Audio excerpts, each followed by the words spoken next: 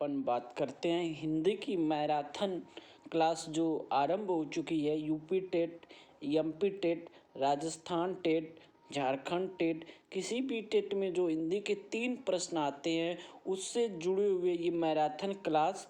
तो आइए अपन बात करते हैं। आरपी स्टडी चैनल पर आप लोगों का स्वागत है। आज की जो मैराथन क्लास होगी हिंदी के बचे हुए भागों से हम शुरू करेंगे। तो ये आपके लिए वाक्यों का वर्गीकरण 2 आधारों पर किया जाता है। पहला आधार जो होगा, अर्थ के आधार पर वाक्यों के भेद 8 होते हैं। कितने होते हैं? 8 होते हैं।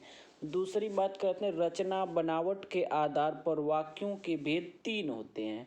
रचना बनावट के आधार पर वाक्यों के भेद सरल वाक्य, संयुक्त वाच्य और मिश्रित तथा मिश्रित वाक्य। अपन आगे बढ़ते हैं। सरल वाक्य परिभाषा, जिन वाक्यों में केवल एक उद्देश्य, एक विधेय होता है, सरल वाक्य कहलाता है। नोट, कर्ता को उद्देश्य तथा बाकी सभी का विधेय कहते हैं। संयुक्त वाक्य, जिन वाक्यों में 2 या 2 से अधिक सरल वाक्य होते हैं और आपस में और एवं परंतु तथा लेकिन किंतु पर आदि स्पष्ट जुड़े होते हैं, तब संयुक्त वाक्य कहलाता है। उदाहरण देखते हैं। मजदूर मेहनत करता है लेकिन वह उसके लाभ से वंचित रहता है। अब लेकिन अंडरलाइन कर लीजिए, ये विशेष वर्ड होगा इसका। संयुक्त वर्ड जिसे आप संयुक्त वाक्य कहते हैं वो लेकिन होगा। प्रिय बोलो पर असत्य नहीं, जो पर होगा वो संयुक्त वाक्य होगा। राम घर गया और उसने माँ को देखा। प्रश्नवाचक वाक्य, जिन वाक्यों में प्रश्न पूछने का बोध हो वह प्रश्नवाचक कहलाता है। जैसे तुम कहाँ जा रहे हो। अब यहाँ प्रश्नवाचक चिन्ह लगा दिया गया है। तुम क्यों रो रहे हो। अगली कड़ी में बात करते हैं आज्ञावाचक वाक्य, जिन वाक्यों में प्रार्थना, आज्ञा, आदेश और उपदेश आदि का बोध हो तो वह आज्ञावाचक वाक्य कहलाता है। उदाहरण, तुम यहाँ आओ, तुम दरवाजा खोल दो। इच्छावाचक वाक्य जो होते हैं, जिन वाक्यों से इच्छा, शुभकामना, आशीर्वाद आदि का बोध हो उसे इच्छावाचक वाक्य कहते हैं। ईश्वर करे आप शिक्षक बन जाएं, भगवान तुम्हारी उम्र लंबी कर दे या लंबी हो जाए, ऐसे वाक्य जब आए तो ये इच्छावाचक वाक्य हो गए। संकेतवाचक वाक्य, जिन वाक्यों में संकेत का बोध हो संकेतवाचक वाक्य कहलाते हैं। अर्थात पहली क्रिया का होना दूसरी क्रिया पर निर्भर हो तो वह संकेतवाचक क्रिया कहलाता है। उदाहरण, यदि कठिन परिश्रम करते तो पास हो जाते, अगर वर्षा होती तो अच्छी फसल होती। अब संदेहवाचक की बात करते हैं। संदेहवाचक वाक्य, जिन वाक्यों में संदेह या संभावना का बोध हो तो वह संदेहवाचक वाक्य कहलाते हैं। जैसे शायद रात में बारिश होगी। उदाहरण आप देख सकते हैं और समझ सकते हैं। अगली बात, विषयादिबोधक वाक्य। विषयादिबोधक वाक्य आश्चर्य व्यक्त करने वाले भाव को विषयादिबोधक वाक्य कहते हैं। जैसे वाह कितना सुंदर दृश्य है। आइए अपन अब अगली कड़ी में बात करें उपसर्ग और प्रत्यय की। उपसर्ग का अर्थ पहले आप जानिए। उपसर्ग किसे कहते हैं? उप प्लस वर्ग, माने आपके जो समीप हो, सृष्टि करना अथवा जो शब्दांश शब्दों के प्रारंभ में जुड़कर अर्थ को परावर्तित कर दें हैं, उन्हें हम उपसर्ग कहते हैं। उपसर्ग के 5 प्रकार होते हैं। संस्कृत के उपसर्ग, हिंदी के उपसर्ग, उर्दू फारसी के उपसर्ग, अंग्रेजी में उपसर्ग, उपसर्ग के समान प्रयुक्त होने वाले संस्कृत में के अव्यय। तो आइए अपन बात करते हैं प्रत्यय। प्रति, साथ में, पर, बाद में, प्लस अय, चलने वाला। अर्थात जो शब्दांश के अंत में जुड़कर उनके अर्थ या शब्द में परिवर्तन लाता है वह प्रत्यय कहलाता है। यह दो प्रकार के होते हैं, कुदंत प्रत्यय और तद्धित प्रत्यय।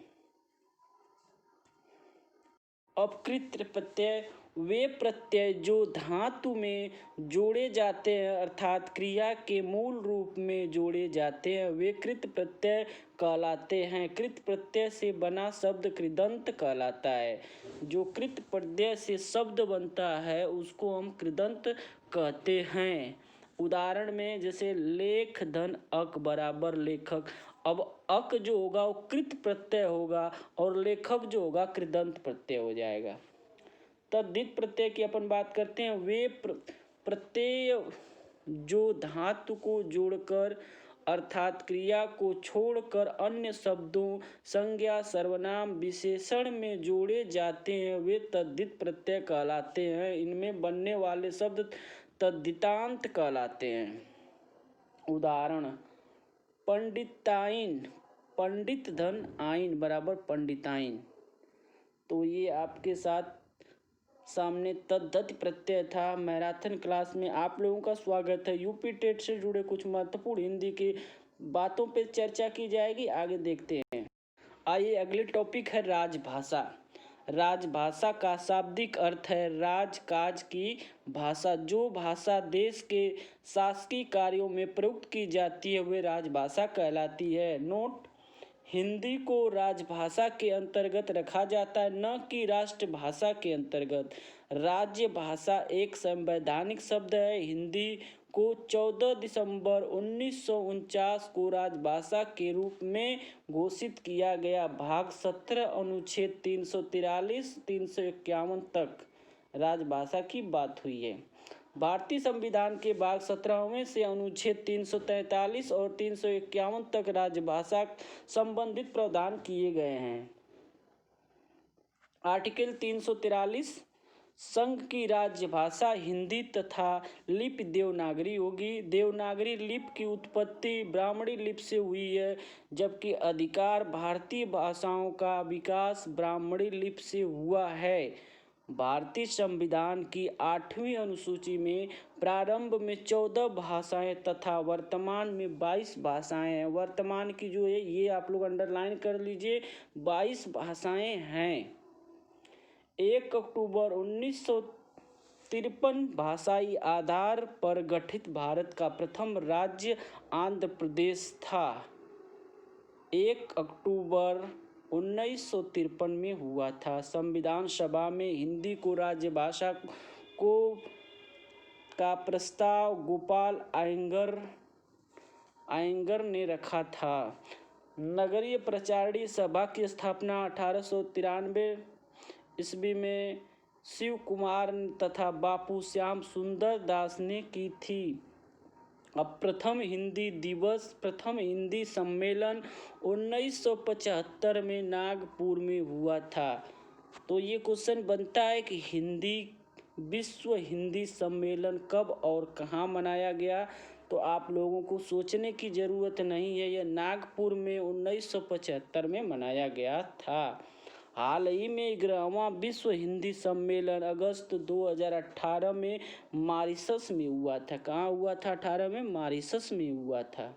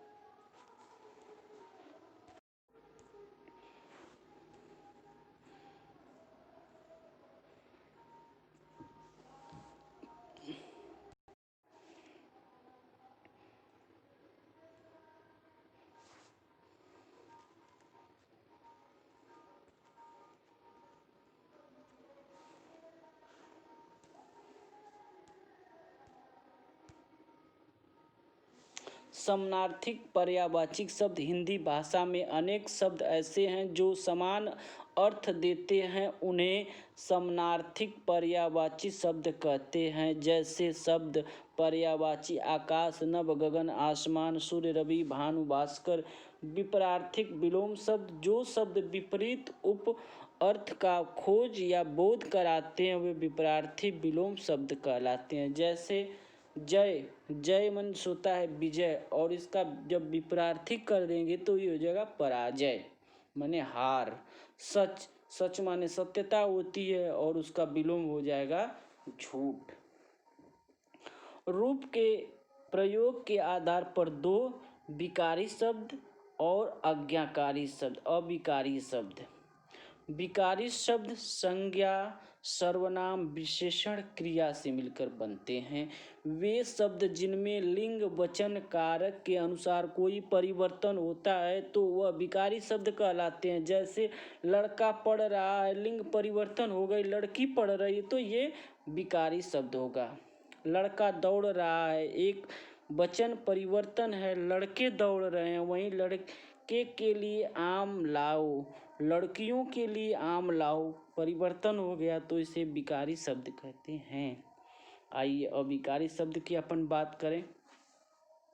वे शब्द जिनमें लिंग, वचन, कारक के अनुसार कोई परिवर्तन नहीं होता है तो वह अविकारी शब्द कहलाते हैं। जैसे आज, मैं, अब और आदि। वहीं अपन रचना की बात करते हैं। ईदगाह, प्रेम की वैदेही, सग्राह, कुछ विचार, मानसरोवर, पूस की रात, मंगलसूत्र, अधूरा, नमक का दरोगा, प्रेम पचीसी, प्रेम सागर। प्रेम पचीसी तक ये नमक का दरोगा प्रेम मुंशी प्रेमचंद द्वारा रचित रचनाएं हैं। वहीं अपन बात करते हैं प्रेम सागर, लल्लू लाल जी द्वारा रचित रचनाएं हैं। सुख सागर मुंशी सुखादत्त लाल जी द्वारा रचित रचना। नासिक के पत्यांश सदल मिश्रा जी, चंद्रकांता, देवकी नंदन खत्री जी, अंधेरी नगरी, भारतेंद्र हरिश्चंद्र, अशोक के फूल, हजारी प्रसाद द्विवेदी, बागपत, जैनेन्द्र, सत्य व्यर्थ प्रकाश, स्वामी दयानंद सरस्वती, चिंतामणि, रामचंद्र शुक्ल जी, चांद का मुंह टेढ़ा है, अजानन माधव जी लिखे हुए हैं। मुक्तिबोध से, हिमालय की पुकार, चलो चांद पर चलें, दुनिया रंग बिरंगी, ये जयशंकर जयप्रकाश भारती जी की रचनाएं। सूरी, ठेले पर हिमालय, गुनाहों का देवता, सूरज का सातवां घोड़ा, अंधा युग, धर्मवीर भारती जी की रचनाएं हैं। तो अपन इसको देखते चलें। वैदेही वनवास, अयोध्या सिंह उपाध्याय हरिओत जी द्वारा लिखी गई। प्रेम वाटिका स्वसंवागन रसखान द्वारा लिखी गई। प्रेम वाटिका रसखान द्वारा लिखी गई रचनाएं। कंकाल, तितली, आंसू, झरना, लहर, प्रेम वाटिका, कामायनी, ध्रुव स्वामिनी, अजाशत्रु, स्कंदगुप्त, चंद्रगुप्त, असाध्य पुरस्कार, इंद्रजाल आदि, यामा आदि रचनाएं। छायावादी युग के प्रवर्तक कवि के 1982 में महादेवी वर्मा जी द्वारा लिखित ज्ञानपीठ पुरस्कार भी दिया गया था। ये सारी रचनाएं महादेवी वर्मा जी की हैं, जिनको छायावादी युग के प्रवर्तक कवियों में जोड़ा जाता है, और इन्हें 1982 ईस्वी में ज्ञानपीठ पुरस्कार भी दिया गया है। आइए आगे चलते हैं। अतीत के चलचित्र, दीप शिखा, निर्जा, निर्घर, रश्मि, शांत गीत, गिल्लू, मेरा परिवार, ये किसने लिखा? महादेवी वर्मा जी। चितंबरा, सुमित्रानंद पंत को भी ज्ञानपीठ पुरस्कार 1968 में दिया गया था। भारत का शेक्सपियर कालिदास जी, पतझड़, वीणा, पल्लव, काला घूंट, चांद, गीत और हंस सुमित्रानंदन पंत जी की रचनाएं हैं। नए पत्ते, अर्चना, आराधना, गीतिका, परिमाल, करुणालय, ये सूर्यकांत त्रिपाठी निराला जी की रचनाएं हैं। अपन बात करते हैं उर्वशी, कुरुक्षेत्र, इतिहास के आंसू, संस्कृत के 4 अध्याय, रेणुका, उगा, रस, बसंती बसंती आदि। 1972 ज्ञानपीठ पुरस्कार किनको मिला था? रामधारी सिंह दिनकर जी को ज्ञानपीठ पुरस्कार 1972 ईस्वी में दिया गया था। आगे चलते हैं अपन। मेरी तिब्बत यात्रा, राहुल संस्कृत्यान जी की तार सप्तक, हरीश सच्चिदानंद हीरानंद जी द्वारा लिखित रचित रचनाएं हैं। वहीं कितनी नावों में कितनी बार वासना, आज्ञा जी 1978 में इन्हें भी ज्ञानपीठ पुरस्कार से नवाजा गया। साकेत, भारत भारती, यशोधरा, द्वापर, किसान, जय भारत, पंचवटी, रंग में भंग, मैथिली शरण गुप्त द्वारा रचित रचनाएं हैं।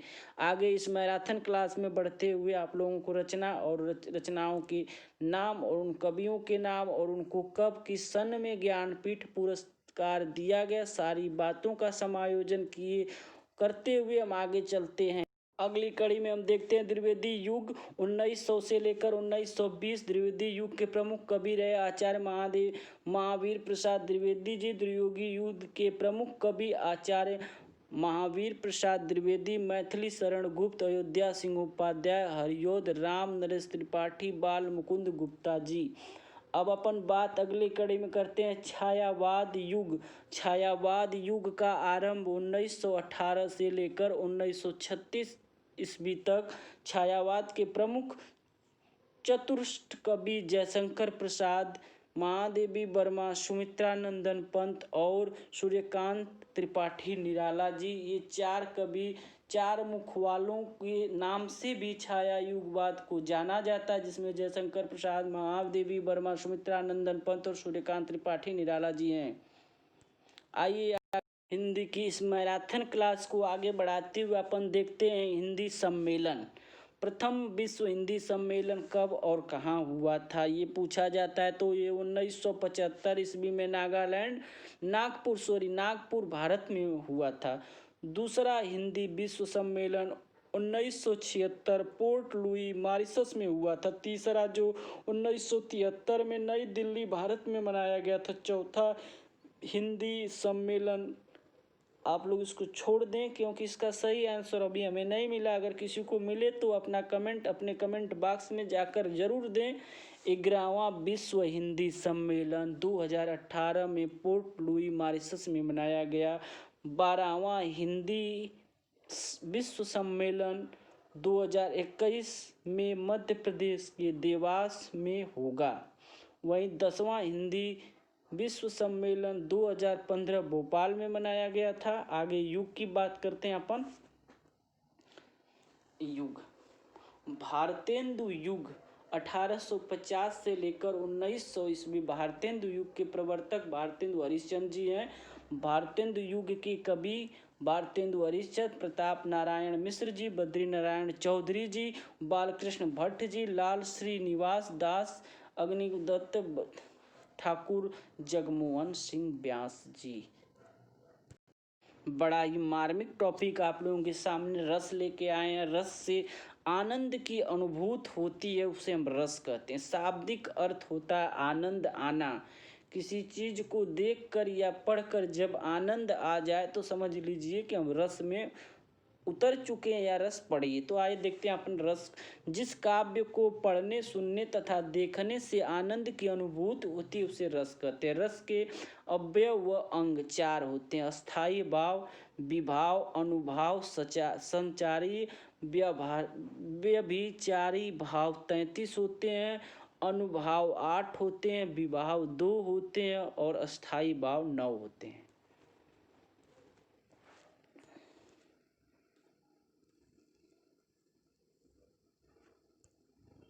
आइए अपन देखते हैं। थोड़ी सी और बड़ा करिए स्लाइड। हाँ ठीक है, ओके, सही है, ठीक है, ओके। अस्थायी भाव, अस्थायी भाव का मतलब होता है प्रधान भाव, और प्रधान वही हो सकता है जो रस की अंतिम अवस्था तक पहुँचे और इसकी संख्या 9 होती है। रस अस्थायी भाव श्रृंगार रस रति या प्रेम, हास्य रस हंसना, हास्य करुणा शोक, पीर रस उत्साह, विभत्सा घृणा जुगुप्सा, रौद्र रस क्रोध, भयानक रस भय से डरना, अद्भुत रस आश्चर्य या विस्मय बातें, शांत रस सम निर्वेद। श्रृंगार रस को रसराज या रस पानी कहा जाता है। विभाव अस्थाई भाव के उद्बोध हलचल कारण को विभाव कहते हैं। विभाव दो प्रकार का होता है, आलंबन विभाव और उद्दीपन विभाव। अवलंबन विभाव जिसका अवलंबन या हास्य पाकर अस्थाई भाव जागते हैं तो उसे आलंबन विभाव कहते हैं। जैसे नायक और नायिका के मिलन पर आलंबन विभाव के अपने दो पक्ष होते हैं, आश्रम पक्ष तथा विपक्ष। जिसके मन में भाव जागते हैं उसे आच्छय आलंबन कहते हैं। और वहीं दूसरी बात जब बात करते हैं जिसके प्रति भाव जागते हैं उसे विपक्ष अवलंबन कहते हैं।